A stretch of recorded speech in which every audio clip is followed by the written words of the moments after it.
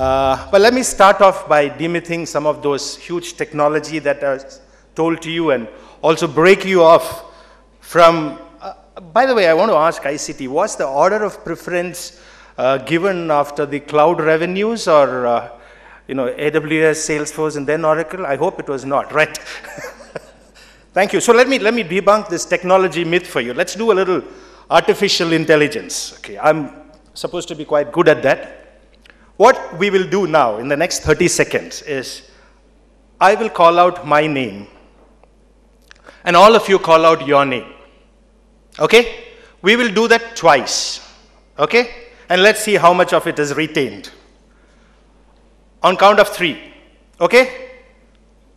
1, 2, 3. Francis. Okay, I got a bit of it. Once more. On count of 3. 1, 2, 3. Francis. Wonderful. So now you would expect something from me, right? That was very artificial and it was my own intelligence.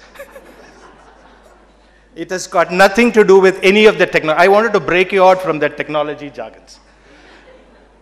So I'm calling out future no shock. All of you have heard about future shock. I'm calling out future no shock. Mr. Alvin Toffler, who wrote the book in 1970, would be grimacing at me for saying this. But why did he write the book is very important. He wrote it as an explanation to a certain psychology which affects state of individuals and societies because of large changes that happen in short times. Now this is a large change which is going to happen in a short time, but we know it. How many of you here honestly want to change the future? How many of you honestly want to be part of that future? Please give me a show of hands. And let me tell you, all of you already are. And I will show you why. Before that, I'll just cover. It's very simple. What is changing? Why is it changing? Workplace change, demographic change, which is very important, and preparing for the change. This is ideally what I will cover. I represent Oracle. As part of that, I have to show you this, so please read it. Thank you. This is why I say you are already the future. Can you just guess why? What is changing?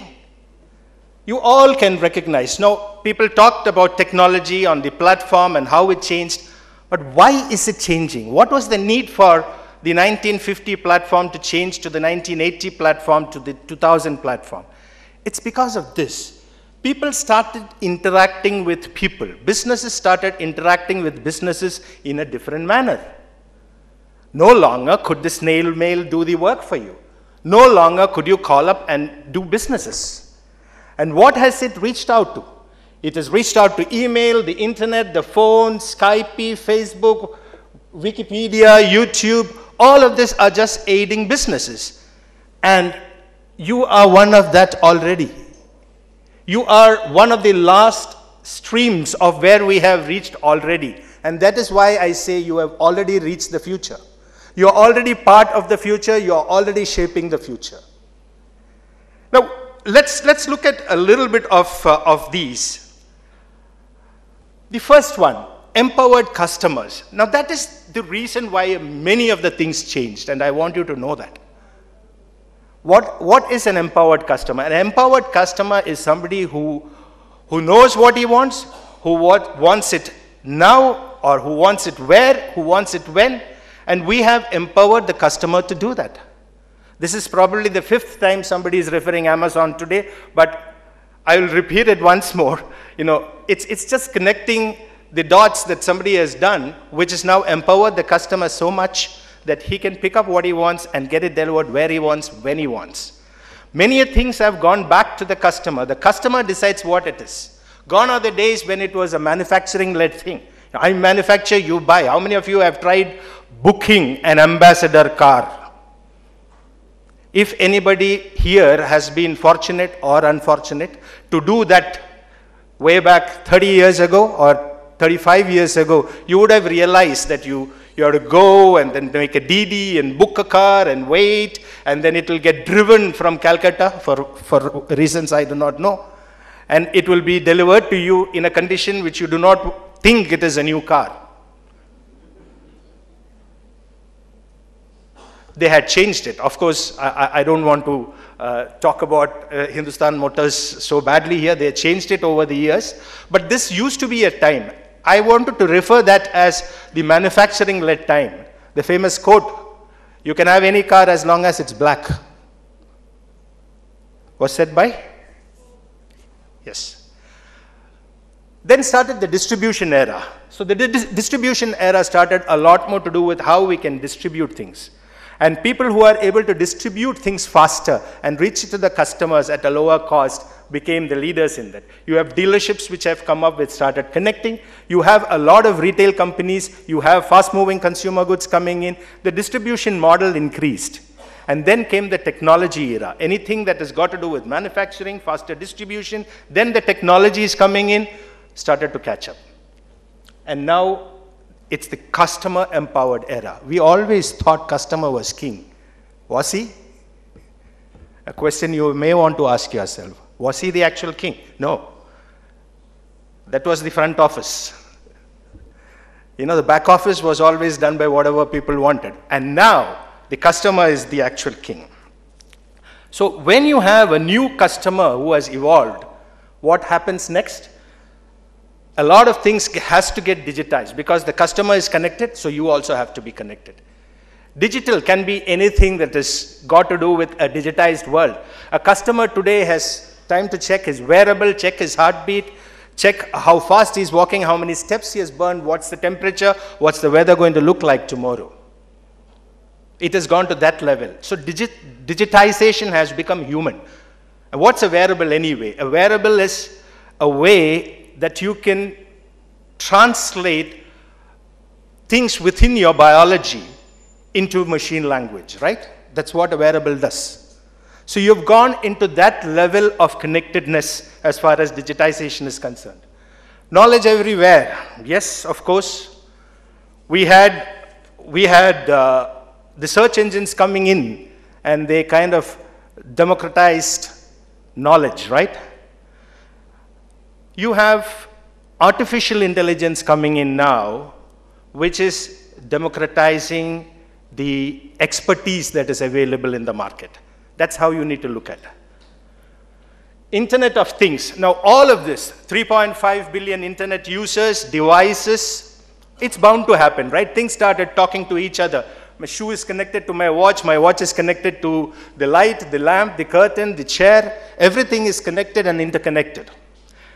One of the things that a lot of this kind of an innovation is going to bring about is importance in security. Now, I'm going to throw out all these technology things. What you need to understand from that as academicians is what is it in store for you. So here you see a lot of things which come in from the technology on the security side.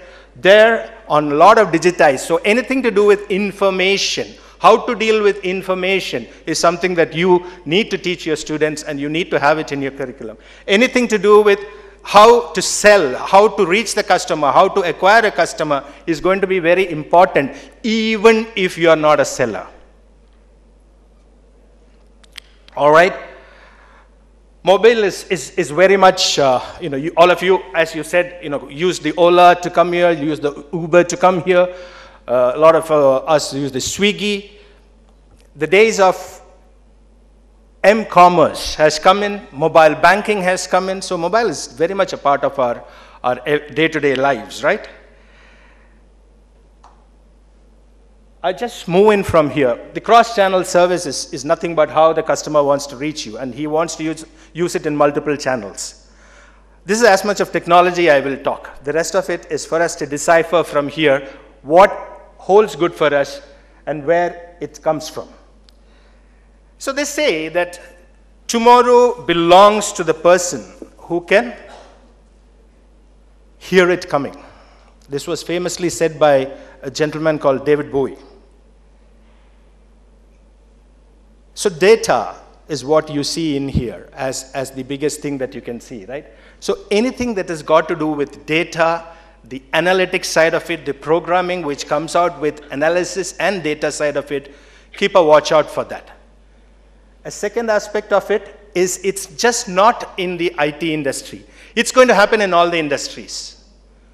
All the industries are going to get linked through IT and reach a certain level. It would be very, very difficult for any industry not to be moving forward without IT. It has to be with IT. And that's why I said, financial services, media is another way of reaching across to your mobile. Mobile has moved in leaps ahead as far as reaching across, media and media content to you closer. So the digital transformation that many of you have heard since morning is beginning to happen, or has already happened, and you're part of it. So the digitization of everything has led to the emergence of 2-3 things, which I was you will pick up. Anything to do with data, anything to do with how to synthesize data and move on with data is something that you need to be aware of.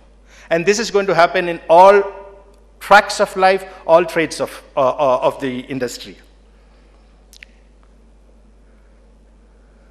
Changing landscape also means changing in the way the work is looked at. A lot of people have spoken about this in the morning or in the afternoon, and they were trying to say that these are the jobs which will be of more use, and these are the jobs which will kind of go away.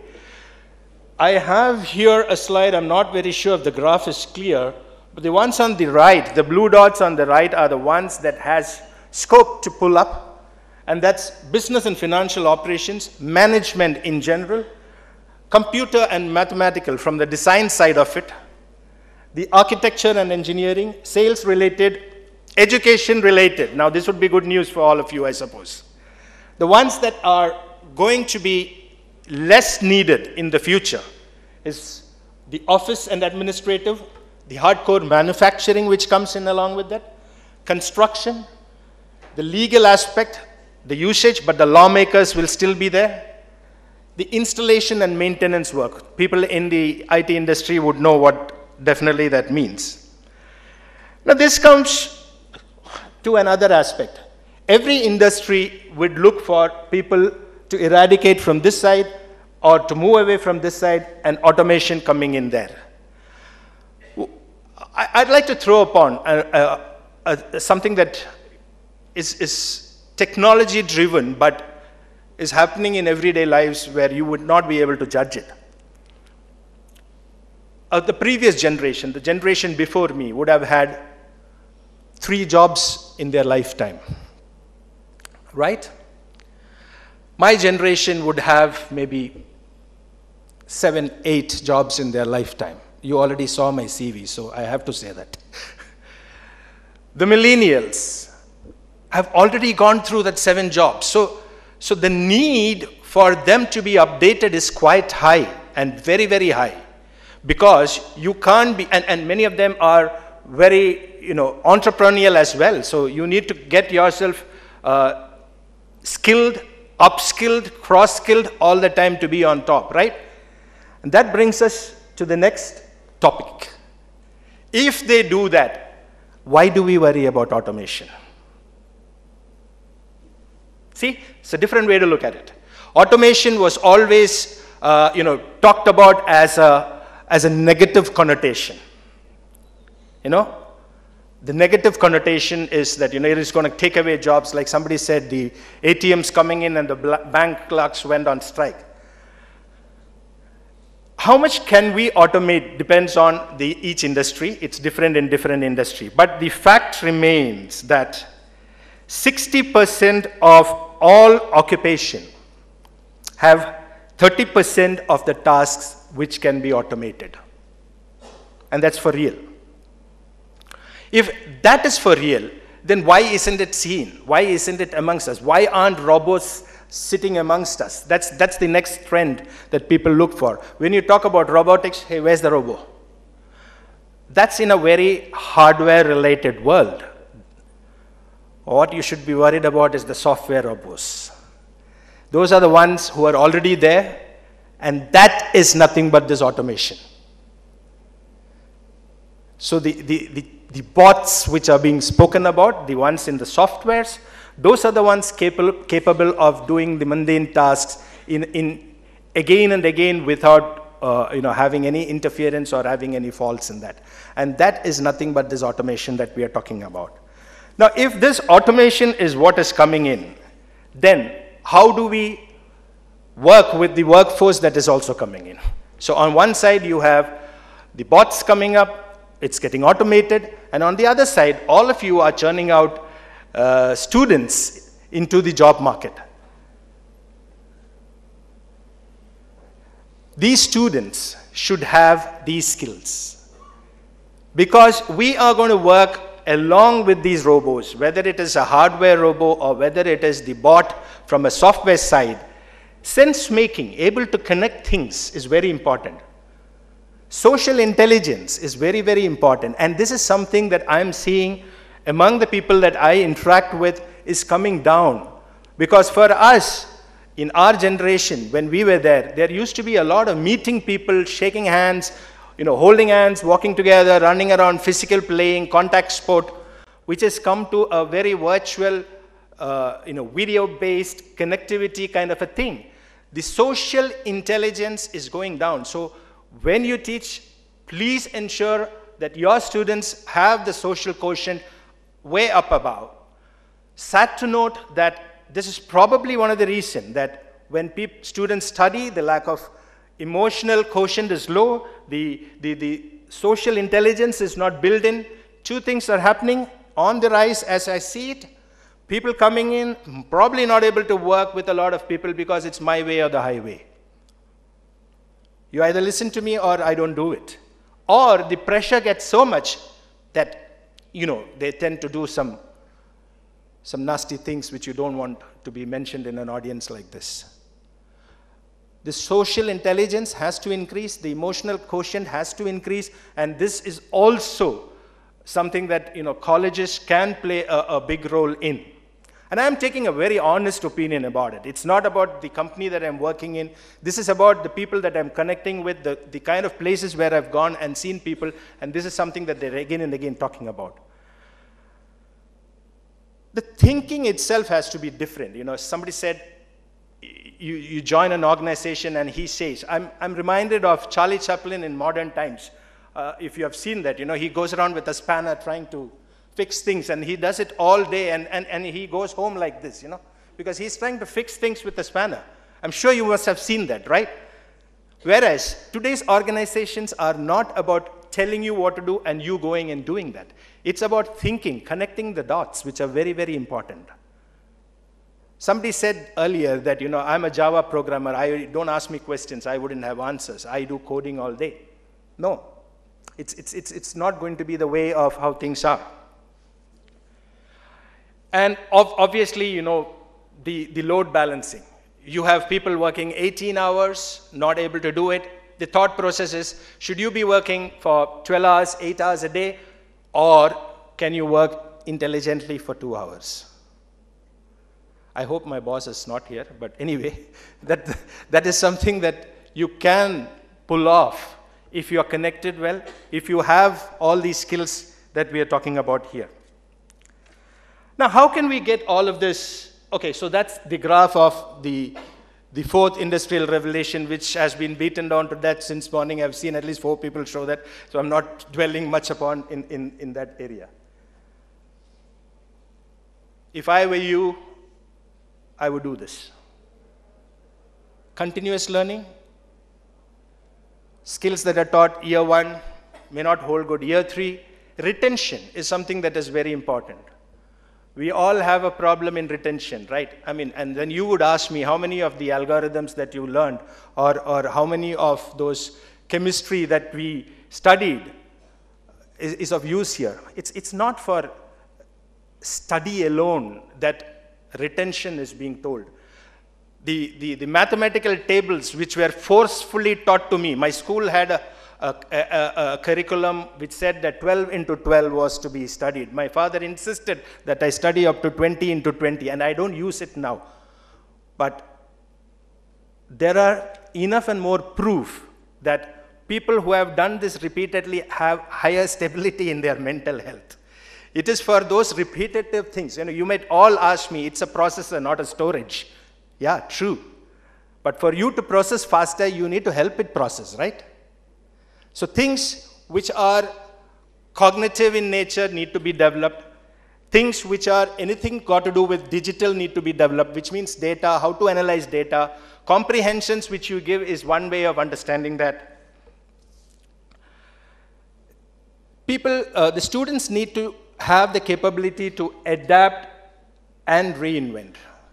It is not so that you pass out as an expert in technology A or subject A and you are able to continue your entire life with that. Gone are the days when teaching and studying is for 15 years and then you work for 40 years.